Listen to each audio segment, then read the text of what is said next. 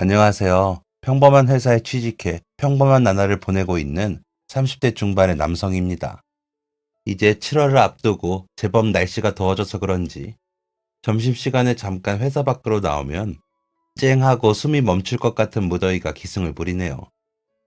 그래도 저는 이런 무더위가 싫지만은 않습니다. 정신 나간 소리처럼 들리시나요? 저는 어렸을 때부터 꽤 낙천적인 성격의 아이였습니다. 돌이켜보면 싫다는 말을 거의 해본 적이 없었던 것 같아요. 전 그 모든 것이 다 긍정적이고 희망적인 사고를 가진 부모님 덕분이라고 생각합니다. 항상 긍정적인 생각만 할 수 있도록 이끌어주신 부모님이 있었기에 자라고 보니 저는 어느덧 예스맨이 되어 있었어요. 사회생활을 시작하고 나니 늘 예스를 외치는 저의 성격이 도움이 되기도 한답니다. 처음 그 아이를 만났던 때에도 저의 그 성격이 한몫했었다 생각합니다. 좋은 부분으로 도움이 되었던 것은 아니지만요. 그 아이는 늘 미간에 주름을 쥐고 있던 아이였는데 고등학교에서 처음 같은 반이 되어 우유당번을 하게 되었어요. 반에서 저와 단 한 번도 대화를 나눈 적이 없는 유일한 아이였습니다. 이미정, 손우성. 이번 주 우유당번을 알리는 칠판에 적힌 그 아이의 낯선 이름을 보았을 때 저는 속으로 정말 큰일 났다고 생각했었어요. 사실 저는 모두가 좋아해주는 성격이긴 하지만 그 성격을 저 스스로가 좋아하지는 못했었거든요. 모두에게 괜찮다, 그래, 좋다 라고 했던 것은 거절하지 못하는 제 성격 때문이었습니다. 나쁜 일이 있어도 일단 웃어 보이고 괜찮아요 라고 하다 보니 사람들은 저를 낙천적이고 긍정적이라고 칭찬하기 시작했고 그 칭찬에 좋아하시는 부모님을 보고 있으면 그 성격이 저의 굉장한 특기라도 된 듯 제 스스로가 뿌듯했었어요. 그렇게 한 번, 두 번 이어지던 저의 장기자랑 아닌 장기자랑은 제 성격의 일부로 자리 잡았고 급기야는 긍정적으로 생각하면 다 좋다 라는 알 수 없는 긍정의 힘까지 배우게 되었습니다. 물론 그런 제 성격이 스스로 피곤한 때는 무조건 있었어요. 계속 긍정적인 말과 행동을 하다 보면 제 생각도 긍정적으로 변하는데 차마 그럴 수 없는 순간들 말이에요. 이미정, 그 아이와 처음 우유당번을 가던 날, 그날도 그런 순간이 있었습니다. 안녕?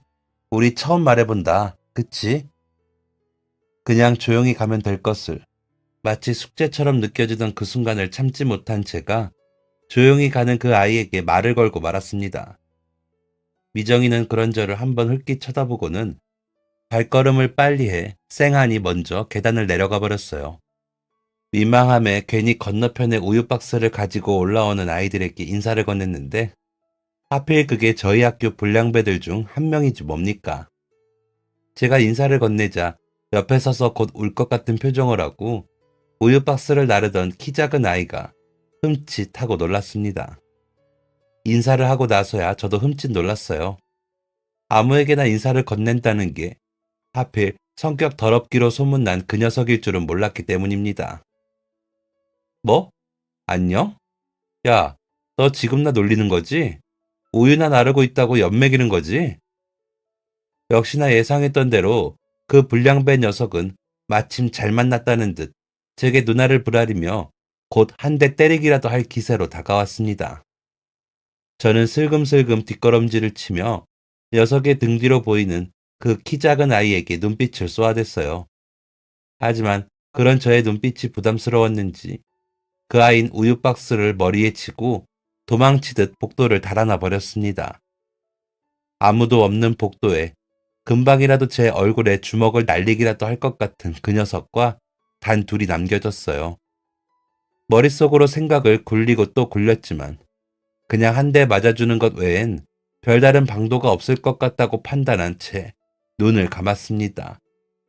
혼자 분노에 차 씩씩대던 그 녀석이 제 멱살을 잡아 공중에 끌어올리던 그때였어요.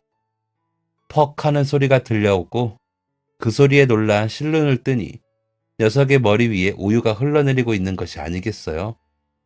저는 다급히 녀석의 머리통 뒤에 서 있는 인형에게로 시선을 옮겼습니다. 그곳엔 미간 가득 주름을 진 채 귀찮다는 듯한 표정으로 저를 쳐다보는 미정이가 서 있었습니다. 벼랑간 머리카락에 우유팩을 하게 된 녀석이 화를 참지 못하고 복도를 왔다 갔다 하며 온갖 쌍욕과 소리를 질러댔습니다. 저는 후다닥 달려 미정이의 등 뒤에 섰습니다. 너 때문에 나 혼자 들고 왔잖아.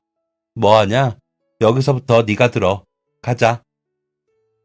어쩌다 보니 미정이 등 뒤에 숨어버린 꼴이 된 저를 미정이는 아무렇지 않게 이끌어 무사히 교실까지 갈 수 있게 해주었어요.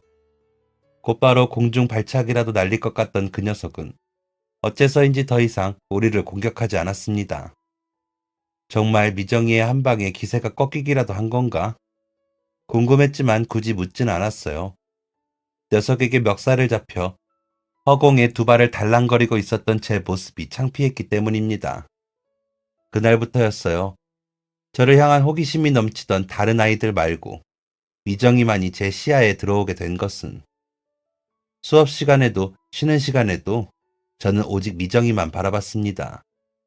처음 드는 호기심이었습니다. 이미정, 그 아이가 궁금했어요.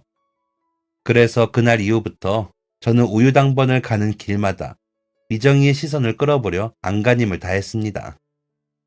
쓸데없이 이것저것 말을 걸어보고 괜히 감기에 걸린 척 오버해서 기침도 해보고 별짓을 다 해봤지만 미정이는 그런 저를 거들떠도 보지 않은 채 앞만 보고 걸어가더군요. 말없이 우유 박스를 가지러 내려갔다가 말없이 우유 박스를 가지고 올라오는 게 전부였습니다. 하지만 저는 단 둘이 친해질 수 있는 기회는 그 순간이 유일하다고 생각했어요. 쉬는 시간에 흔히들 가는 매점마저도 한 번을 가지 않는 아이였습니다. 마지막 우유 당번을 하던 날, 저는 등굣길에서 매점에 들려 사온 과자 하나를 미정이에게 내밀었습니다. 그런데 걷던 발걸음을 잠깐 멈추고 제가 내민 과자를 확인한 미정이는 이렇게 말했어요. 나 이런 거 안 먹어. 튀김 밀가루 반죽 먹어봤자 몸에 좋은 것 하나 없는데 나쁘기만 한 걸 굳이 왜 먹어? 와, 엄청난 부류의 인간이다 생각했습니다. 저는 답답해서 발을 동동 구르는데 미정이는 자기 할 말이 끝났는지 다시 앞만 보고 걷기 시작했죠. 결국 저의 인내심이 바닥이 나버렸습니다. 그래서 미정이를 그 복도 한가운데 불러 세우고야 말았어요. 이미정, 너 진짜 너무한 거 아니냐? 말 걸어도 무심하고 먹을 걸 줘도 무심하고 나 너랑 친해지고 싶어서 이러는 거 몰라? 유치하지만 뭐라도 따지기라도 해야 제 마음이 편해질 것 같습니다. 그런 적은 처음이었어요. 무시당하면 무시당하는 대로 혹 부당한 상황이 생기더라도 저는 무조건 괜찮다고 넘기는 사람이었으니까요. 서러움에 씩씩대는 제 앞으로 미정이가 발걸음을 돌려 다가왔습니다. 양팔로 팔짱을 끼고 미간에 주름을 진 미정이가 저를 올려다보더군요. 침이 꼴깍 넘어갔습니다. 제법 긴장된 상태로 저는 그 얼굴을 멍하니 바라보았습니다. 실로 저를 압도시키는 그 표정과 말투. 몰랐어. 친하게 지내던가 그럼. 다시 쌩하니 먼저 앞서 걷는 미정이의 뒤를 따라 걸으며 저는 애꿎은 제 귓바퀴만 자꾸 매만졌습니다. 방금 전 보았던 미정이의 얼굴과 전혀 어울리지 않는 그 한마디 말에 심장이 생뚱맞게도 쉴 새 없이 두근거렸기 때문입니다. 17, 무더운 여름의 초입, 뒤늦은 봄꽃들이 학교 운동장에 가득 피었고 그렇게 저의 첫사랑이 시작되었습니다. 미정인 반에서 1등을 한 번도 놓친 적이 없는 똑똑한 아이였어요. 1등 학생이란 이유로 반장 후보에 오르기라도 하면 특유의 그 무서운 표정으로 반 아이들을 제압해 당당히 후보에서 내려오던 귀찮고 성가신 일이라면 딱 질색하던 아이. 친구들에게 미정이를 좋아한다고 속마음을 털어놓았을 땐 다들 기겁을 하며 뱉는 첫마디가 그랬어요. 야, 손우성, 정신 차려. 그 무섭고 성질 더러운 애가 왜 좋은데? 그러다가도 다들 몇 분 뒤에는 고개를 주걱거리며 그래도 걔가 예쁘긴 하지. 솔직히 나도 걔 성격 알기 전에는 반하기도 했었다. 하고 저를 응원했습니다. 하지만 저는 미정이가 예뻐서 좋은 게 아니었습니다. 예뻐서 좋은 게 아예 없는 건 아니었지만 예쁜 외모보다 더 좋아하던 부분은 미정이의 성격이었거든요. 싫은 걸 싫다 하고 거절할 줄 아는 그 성격. 무엇보다 그 성격은 제게는 없는, 제가 동경하는 성격이었습니다. 닮고 싶었고 갖고 싶었어요. 그래서일까요? 저와 정반대 성격의 미정이는 이런 저를 매우 답답해했습니다. 싫은 걸 싫다 말 못하고 늘 남한테 다 맞춰주느라 웃는 저를 말이에요. 한 번은 미정이가 이렇게 물었습니다. 넌 네가 진짜 좋아서 웃는 게 하루에 몇 번 정도 돼? 그때 난 미정이에게 잘 보이고 싶어서 너 볼 때는 진짜 좋아서 웃는 거야 라는 말로 대답을 둘러댔지만 미정이의 그 질문은 오랜 시간 저를 고민하게 했었어요. 적당히 거절할 줄 아는 법도 알아야겠다고 결론은 내렸지만 하루아침에 쉽게 달라지진 못했습니다. 적어도 미정이가 곁에 있을 때까지만큼은 말이에요. 하루는 미정이를 데리고 부모님이 하시는 식당에 밥을 먹으러 간 적이 있었는데요. 미정이는 평소와는 달리 상냥한 미소를 지으며 저희 부모님께 인사를 드렸고 그 모습에 살짝 당황했지만 한편으로는 기분이 정말 좋았습니다. 눈앞에서 부모님과 미정이가 무어라 대화를 나누며 하하호호 웃는 소리에 가슴이 두근거렸어요. 부모님께는 그냥 친구라고 소개를 드렸지만 전 속으로 미정이와 더 가까운 사이가 되고 싶었습니다. 그래서 그날 용기를 냈어요. 동네의 어느 산책로에서 긴장감과 열대야에 땀을 삐질삐질 흘리며 이미정, 우리 연애할래? 내가 잘해줄게. 미정이는 걷던 걸음을 멈추고 저를 보다가 픽 하고 웃었습니다. 그 웃음이 어떤 웃음인지 알 수가 없어서 잔뜩 긴장한 채 미정이의 입술만 바라보았어요. 그리고 미정이의 무서운 대답에 긴장을 놓고 바닥에 주저앉아 버리고 말았습니다. 좋아. 근데 넌 너 자신한테나 잘해. 난 내가 알아서 잘하니까. 바닥에 주저앉아 해실해실 웃는 저를 보며 미정이가 깔깔대며 웃었어요. 우습게 들릴지는 몰라도 미정이의 그 말이 좋았습니다. 나 자신한테나 잘하라는 말. 미정이는 꼭 저를 이미 잘 알고 있는 사람 같았어요. 남들은 보지 못하는 저의 모습을 먼저 꿰뚫어 보는 듯한 그런 사람이요. 그리고 그게 고마웠습니다. 어쩌면 저에겐 그때 당시 그런 사람이 너무나도 간절히 필요했는지 모릅니다. 그렇게 우리의 18, 사춘기의 뜨거운 바람을 타고 간지러운 첫 연애가 시작되었습니다. 데이트라고 해봐야 부모님 식당에서 밥을 먹고 도서실에서 같이 공부를 하는 게 전부였지만 그래도 내내 미정이와 함께 있을 수 있다는 것이 행복했어요. 그리고 그건 미정이도 마찬가지였을 거라 생각합니다. 대학 진학을 앞두고 고민에 빠진 미정이에게 뭐가 그렇게 고민이냐 물으니 이렇게 대답했기 때문입니다. 난 너랑 같은 대학 가고 싶단 말이야. 근데 네가 공부를 너무 못하니까 어떻게 널 공부 잘하게 만들 수 있을지 우리가 같은 대학에 가야 지금처럼 붙어있지.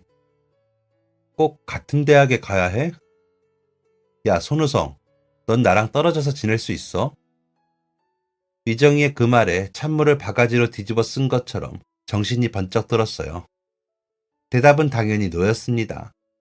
어떻게 미정이랑 떨어져서 지낼 수 있단 말인가. 대학엔 관심도 없던 철딱선이 없는 저에게 미정이의 한마디는 최고의 회초리가 되어 저의 종아리를 내려쳤어요. 정말 웃기지만 저는 그 후로 코피를 흘려가며 공부를 했습니다. 도저히 미정이와 떨어져 지낼 자신이 없었거든요. 우리 집 한량이가 달라졌어요. 부모님은 달라진 저의 모습에 당황하고 놀라 하시면서도 기쁨을 감추지 못하셨습니다. 좋은 과는 아니었지만 미정이와 같은 대학에 붙어버렸기 때문입니다. 그렇게 저희의 연애는 대학에 가서도 쭉 이어졌어요. 심지어 전혀 예상하지 못했던 시기에 입영 통지서가 날아왔을 때도 미정이는 덤덤한 표정으로 잘 다녀오라고 말했어요.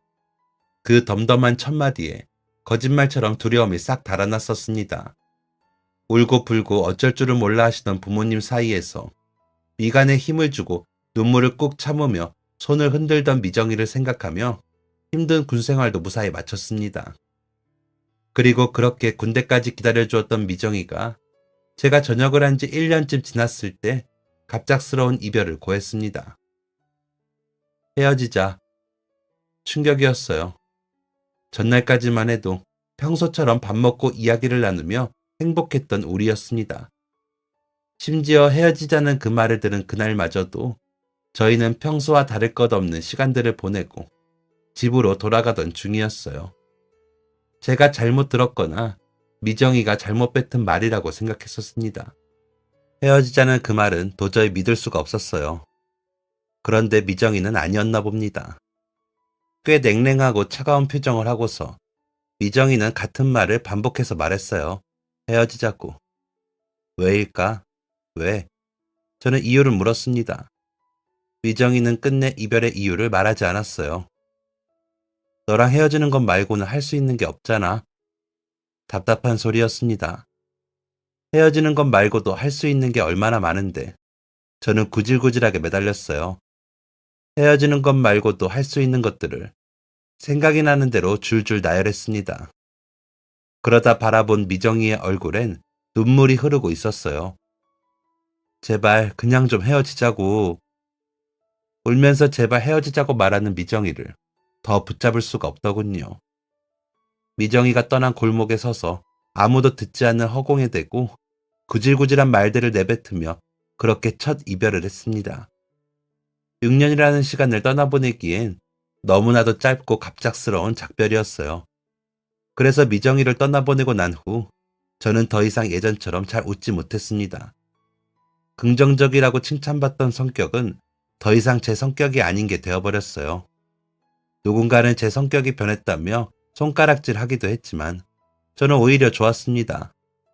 비로소 제가 원하고 동경했던 성격을 갖게 된 기분이라고 해야 할까요? 미정이가 미친 듯이 믿기도 했어요. 저를 버리고 갔으니. 절대 행복하지 말라고 기도하기도 했습니다. 그리고 그런 마음들이 모두 잊혀질 무렵 미정이를 다시 만나게 됐어요. 제 나이 30. 부모님께서 코로나 때문에 하시던 식당을 접고 바닷가에 아주 작은 펜션 사업을 시작하셨는데 주말에 일손을 도우러 그 펜션에 갔을 때였습니다. 펜션에 머무는 손님 2분을 맞이하러 나간 대문 앞에 30살이 된 낯설고도 익숙한 모습의 미정이가 서 있었어요. 어떤 말을 해야 할까 몸이 굳어버렸습니다. 저희 두 사람이 아무런 말을 하지 않는 동안 미정이 옆에 서 계시던 미정이의 할머니께서 먼저 아는 체를 해오셨어요. 너 우성이 아니냐? 아주 어렸을 적 부모님 2분이 사고로 먼저 가시고 혼자 남은 미정이를 사랑으로 키워주신 미정이의 할머니셨습니다. 저를 알아봐 주시는 그 따뜻한 목소리에 울컥 눈물이 치밀었지만 애써 하늘을 바라보며 눈물을 참았습니다. 30쯤이 되니 이 정도 눈물 참는 것쯤은 아무것도 아니었어요. 제법 스스로 어른이 된 것 같음에 잘 참았다 하고 다시 인사를 드리려는데 불쑥 미정이가 한마디를 건넸어요. 안녕, 손우성. 훅 들어온 미정이의 아무렇지 않은 인사에 마음이 흔들렸습니다. 어떻게 이렇게 뻔뻔하게 아무렇지 않은 듯 인사를 할 수 있을까? 미정이가 없어 힘들었던, 밥 한 끼 먹지 못하고 물 한 잔 마시지 못했던 지난날이 떠올랐어요. 얼마나 원망하고 얼마나 그리워했는데 이토록 아무렇지 않은 목소리의 재회라니. 저도 모르게 두 눈 가득 원망을 담아 미정이를 바라보았습니다. 그러자 싱긋하고 미정이가 웃어 보이더군요. 아, 완전한 패배였습니다. 전 고장난 기계처럼 문을 열고 두 사람을 펜션으로 안내했어요. 대문을 열면 작은 텃밭이 있고 그 안으로 작은 별채와 안채가 있는데 안채엔 부모님이 살고 계시는 집이고 별채에 손님을 받고 있는 구조였습니다. 고로 전 그날 밤 미정이와 함께 같은 담장 아래 잠이 드는 셈이었습니다. 다시 서울로 돌아가야 하나 진지한 고민에 빠지던 찰나 부모님께서 미정이를 발견하셨어요. 미정이 아니니? 예, 잘 지냈어? 안녕하세요, 어르신. 저 우성이 어미 되는 사람입니다. 여기서 어떻게 이렇게 인연이... 미정이는 어색한 미소를 지으며 저희 부모님과 인사를 나누었고, 그걸 지켜보는 내내 저는 괘씸함과 서러움이 복잡하게 얽히어 괴로웠습니다. 각자의 공간에서 서로가 어떤 생각에 잠긴지 전혀 알지 못한 채 해가 저물어 갔어요. 곧 두 사람이 텃밭 평상에서 식사를 할 수 있도록 상을 차려야 하는 저의 일이 기다리고 있었습니다. 움직이지 않는 발걸음을 힘겹게 떼어내어 평상에 상을 차렸어요. 저를 괴롭게 했던 건 저의 싱숭생숭한 마음 따위가 아니었습니다. 이런 저와는 달리 아무렇지 않고 평화로워 보이는 미정이의 모습이 저를 괴롭게 했을 뿐이에요. 우리의 사랑이 미정이에겐 딱 그 정도의 감정이었다는 걸 제대로 확인하게 된 순간이 아니었을까 생각합니다. 이윽고 방에서 나온 두 사람이 평상 위에 자리를 잡았습니다. 먼저 평상에 오른 할머니의 신발을 가지런히 정리하고 난 후에야 평상에 오르는 미정이. 미정이의 그 얼굴이 전보다 더 야이고 서글퍼 보이는 것은 오직 저의 기분 탓이겠지요. 애써 미정이를 보이지 않으려 고개를 털어버리고 나머지 찬들을 상위에 올려드렸습니다. 그렇게 이만 자리를 뜨려는데 할머니가 불쑥 제 팔목을 잡아오셨어요. 밥 아직이면 같이 들어. 할머니! 제가 뭐라 대답하기도 전에 미정이가 말을 가로챘습니다. 부정의 의미였어요. 그 얼굴을 보면 제가 또 상처를 받을 것 같아 제대로 얼굴을 보지 못한 채 할머니께 꾸벅 인사를 드리고 대문 밖을 나왔습니다.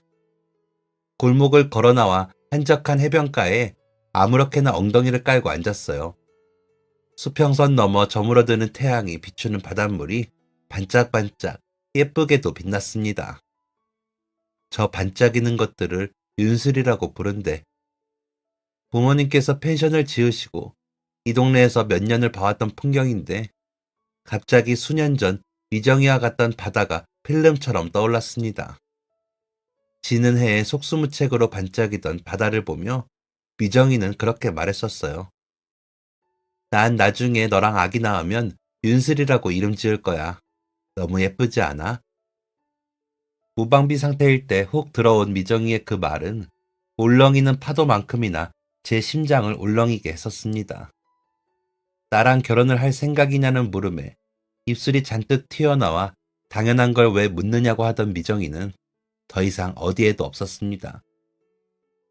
근데 손윤술은 좀 부자연스러우니까 2명 낳아서 한 명은 윤희, 한 명은 슬이 이렇게 짓는 거 어때? 외자로. 잊고 살았다 생각했는데 분명 잊고 살았는데 왜 그런 순간들이 자꾸 떠오르는 건지 괴로웠습니다.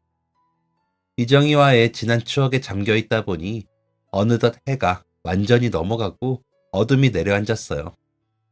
잔뜩 센치해진 저를 알긴 하는지 뱃속에서 밥 달라고 요동을 쳤습니다. 한숨 쉬며 대문을 열었을 땐 벌써 식사를 끝낸 건지 두 사람이 들어간 듯 보였고 저는 뒷정리를 하며 식사를 마치고 그렇게 잠자리에 들었습니다. 다음날 아침, 평소 같았으면 아침 일찍부터 텃밭에 나가 물을 주며 하루를 시작했을 텐데 괜히 일찍부터 부지런을 피우다 미정이와 또 마주치게 될까봐 늦게까지 억지로 눈을 붙였어요. 소란히 인사를 나누는 소리가 들리고 어머니가 문을 왈칵 열어젖히기 전까지 말입니다. 야, 미정이 갔어. 그만 궁상 떨고 나와. 부모님은 아직도 그때 저희가 헤어진 게 저 때문일 거라고 생각하십니다. 늘 남 탓을 하기 전에 내 탓을 먼저 해봐야 한다고 생각하시는 분들이었어요. 그래서 저도 어지간하면 제 탓을 해보려고 했었습니다. 그런데 시련이라는 게 그렇더군요. 내 탓을 하면 할수록 슬픔과 좌절에서 벗어날 수가 없더군요. 내가 이만큼 못난 사람인가 하는 생각을 멈출 수가 없기 때문에요. 그래서 남 탓을 해보기로 했었습니다. 저는 잘못한 게 없는데 미정이가 변덕을 부렸다고 말이에요. 그렇게 생각해버리고 나면 마음이 조금 괜찮았습니다. 이별엔 적당한 원망이 필요하다는 걸 그때 깨달았어요. 그렇게 잊어갔었습니다. 그런데 잘 지내는 제 앞에 갑자기 다시 이미정의 등장이라니. 원점으로 돌아간 기분이었어요. 아침에 텃밭에 물을 못 준 대신 펜션 청소를 부모님 대신 제가 하기로 했습니다. 이불을 세탁하고 바닥을 청소하고 쓰레기통을 비우는데 쓰레기통에서 약봉투 하나가 나왔어요. 불투명하고 네모난 그 봉지는 누가 봐도 분명 약봉투였어요. 이미정이라고 인쇄된 그 이름이 묘하게 거슬렸습니다. 차마 버리지 못하고 주머니에 구겨 넣었어요. 그리고 그 약봉투는 돌아간 일상생활 속에서 하루에도 수십 번 그녀를 떠올릴 수밖에 없도록 만들어버렸습니다. 서울에서 저의 직업은 평범한 회사원이었습니다. 모니터 속 책상 위 할 일을 하면서도 바로 옆에 앉은 상사의 말에도 귀 기울여줘야 하는 이 회사를 고른 이유는 딱 한 가지, 복지가 좋아서였어요. 제가 생각하는 가장 좋은 복지란 쉬고 싶을 때 쉴 수 있는 것 딱 하나였습니다. 부모님과 떨어져 지내게 되면서 가장 첫 번째로 생각했던 부분이었어요. 그들이 저를 필요로 하실 때 바로 달려갈 수 있는 아들이 되자고 말이에요. 월화수목금, 원하는 날짜에 언제든 연차를 쓸 수 있고 원하는 날짜에 언제든 휴가를 낼 수 있는 것. 그것이라면 100번의 야근도 할 수 있고 갑자기 낮은 임금을 준다 해도 불만이 없었습니다. 그런 기준에 맞춰 회사를 고르다 보니 결국은 그런 복지를 가진 회사가 많은 사람들이 원하는 좋은 회사에 속하더군요. 그래서 입사를 하기까지 많은 고난과 시련이 있었지만 이렇게 저렇게 애쓰며 부모님 생각에 두 주먹 꽉 쥐고 부딪히다 보니 결국엔 그 회사에 앉아있을 수 있게 되었습니다. 덕분에 저는 시골에서 펜션 장사를 하는 부모님을 뵈러 한 달에 3번은 꼬박꼬박 찾아뵐 수 있게 되었어요. 그렇게 미정이를 다시 마주치고 2주가 지났습니다. 그 사이 또 한 번 부모님을 찾아뵈었지만 어쩐지 마음 한구석이 자꾸 석연치 못했었어요. 무엇 때문인가 생각을 해보니 미정이 때문인 것 같았습니다. 아니, 미정이 때문임이 확실했어요. 그날 이후 한 번도 미정이 생각이 나지 않았던 하루가 없었기 때문입니다. 그냥 그때 미정이한테 안녕하고 인사라도 제대로 해줄 걸 그랬다는 후회가 밀려왔습니다. 미정이라면 그날 제가 인사를 받아주지 않은 걸, 돌아갈 때 마중을 나오지 않은 걸 전혀 서운해하지 않을 거라는 걸 잘 알지만 그래도 마음이 쓰이고 후회가 됐어요. 그런데 그런 생각을 하고 있던 어느 날 밤 편의점 앞에서 혼자 맥주를 마시는데 거짓말처럼 눈앞에 미정이가 나타났습니다. 집에 있다 나온 건지 슬리퍼 차림에 씻지 않은 얼굴이었어요. 저를 발견하고 호다닥 얼굴을 가려버리는 미정이를 그래도 아직은 한눈에 알아볼 수 있었습니다. 저는 무슨 말을 해야 할지 몰라 남은 맥주를 몽땅 털어 목구멍에 넘기고 미정이를 따라 편의점으로 들어갔어요.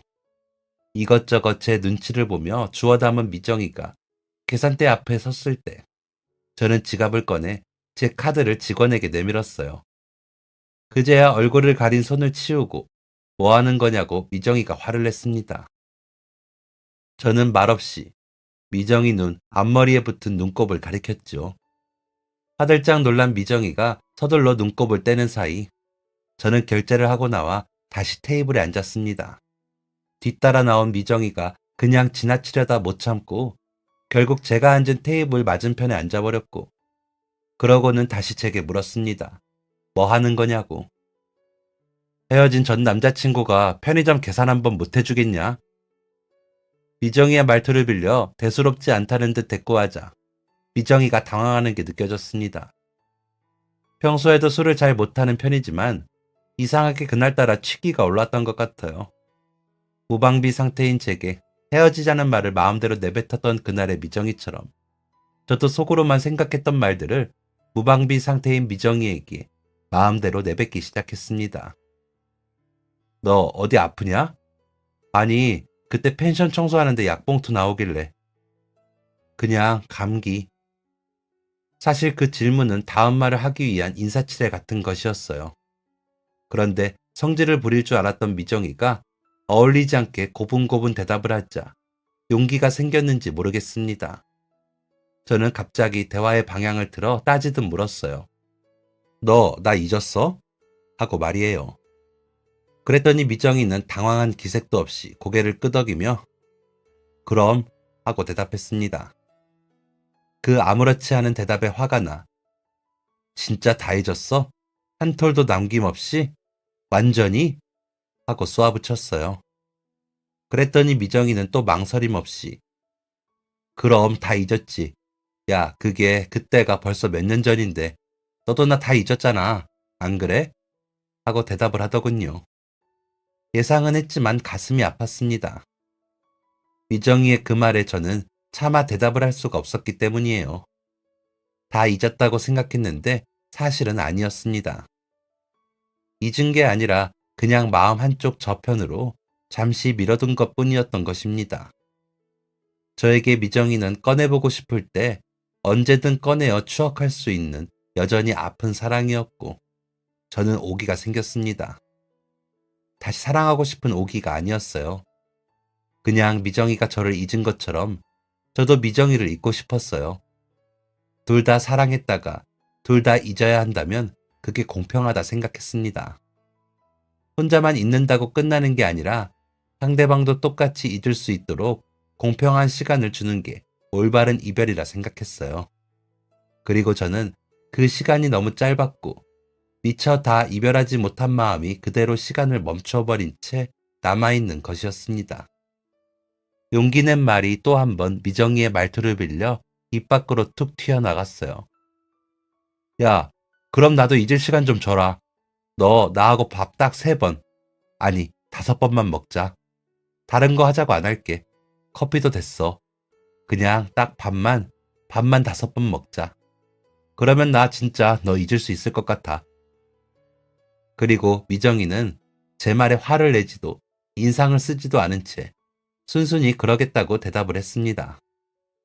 제 말에 미정이가 당황할 줄 알았는데 예상과 다른 반응에 도리어 제가 당황해버렸어요. 미정이는 그때 그냥 화를 냈어야 했습니다. 그 일이 있고 첫 번째 식사의 날, 미정이는 청바지에 노란색 카라 티셔츠를 입고 나왔어요. 그 모습이 꼭 대학생 때를 보는 것 같아 기분이 이상했습니다. 밥을 먹으면서 저희는 별다른 대화를 하지 않았어요. 미정이는 무언가 생각에 잠긴 듯 보였고 그건 저도 마찬가지였거든요. 저는 그날 30살이 된 미정이를 앞에 두고 20살의 미정이를 떠올리느라 바빴습니다. 미정이는 무슨 생각을 하며 나를 만났을까? 정말 밥만 먹고 집으로 돌려보내며 혼자만 생각했어요. 그리고 두 번째 식사의 날. 그날은 다른 생각이 들지 않아 딴 생각에 잠긴 미정이를 바라보며 식사를 했습니다. 다른 생각에 잠긴 미정이를 보고 있으니 내가 지금 마음에 없는 애를 데리고 무슨 짓을 하고 있는 건가? 하는 죄책감도 들었습니다. 그러다가도 아직 힘든 제 마음을 생각하며 그냥 밥만 먹는 건데 뭐가 좀 어때? 하는 이기적인 마음도 들었어요. 그래서 미정이를 그냥 보내기가 아쉬웠습니다. 하지만 제 입으로 밥만 먹겠노라 약속했으니 모를 수도 없었어요. 보내고 나면 이제 미정이를 더 볼 수 있는 기회는 딱 3번밖에 남지 않았다는 생각에 화를 낼 걸 알면서도 다른 소리를 해보았습니다. 집까지 바래다 줄까? 순간적으로 미정이의 미간이 확 찌푸러졌다가 풀리는 것을 보고 말았습니다.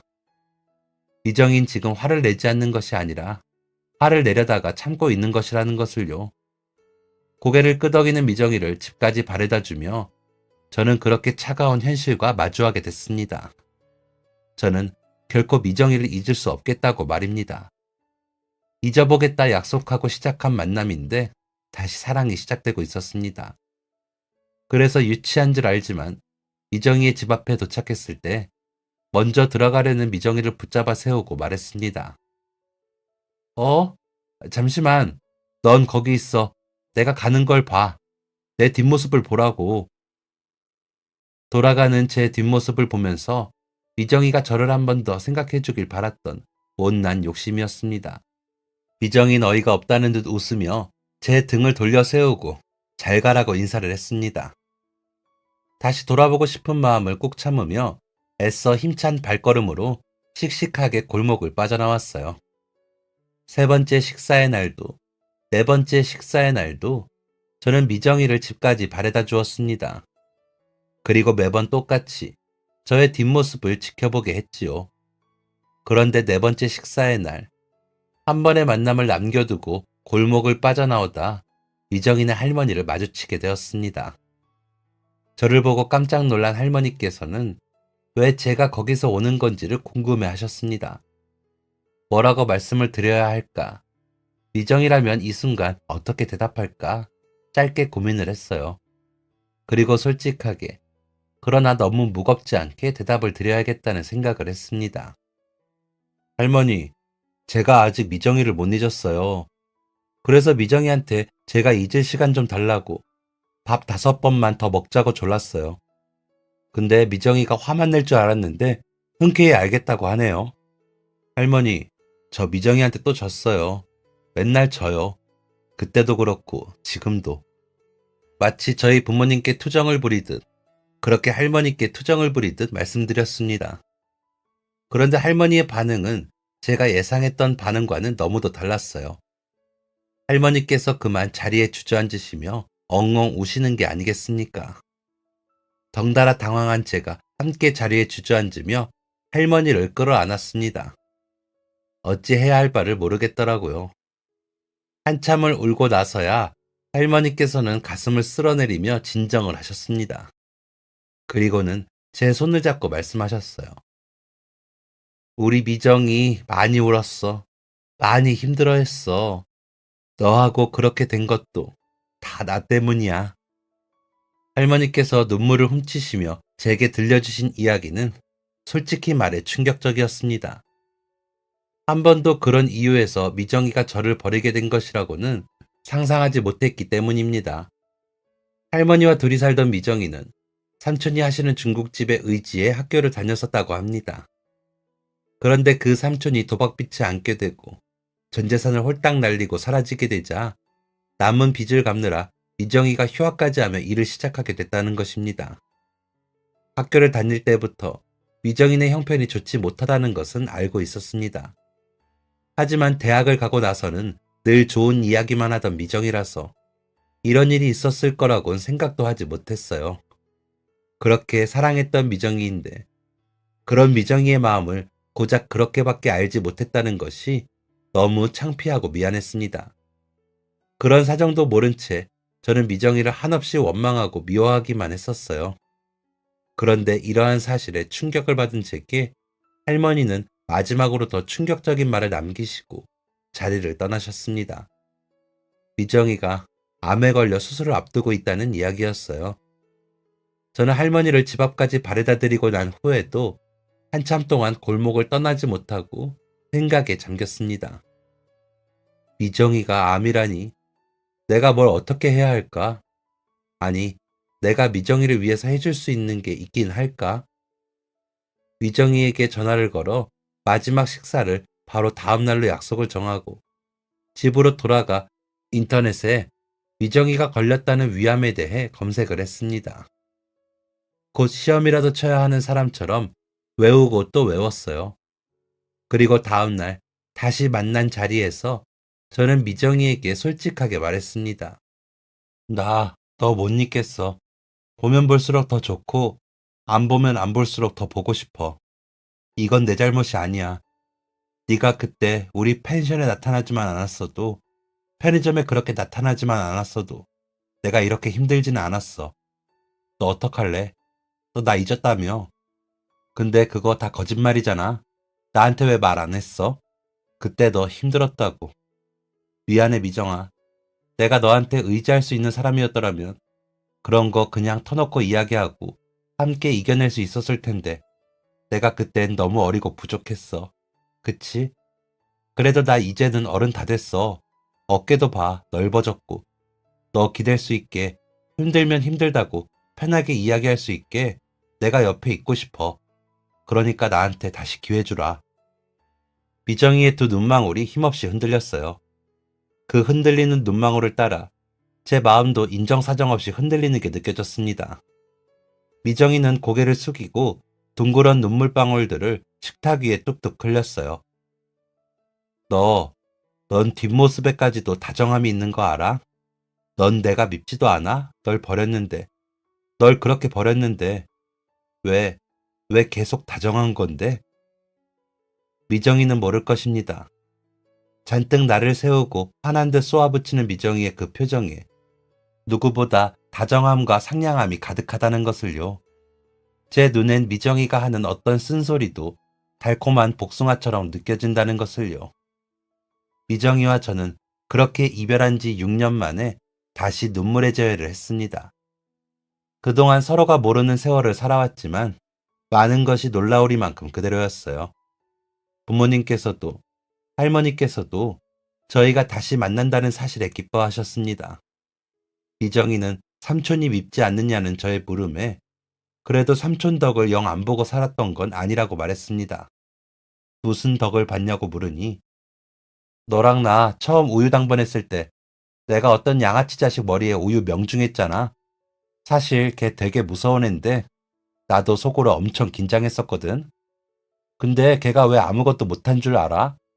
걔 우리 삼촌 중국집에서 배달 아르바이트 하던 때였거든. 날 몇 번 봤었는데 삼촌이 그랬어. 학교에서 나 괴롭히는 애 있으면 지켜주라고. 근데 지가 괴롭힐 순 없잖아.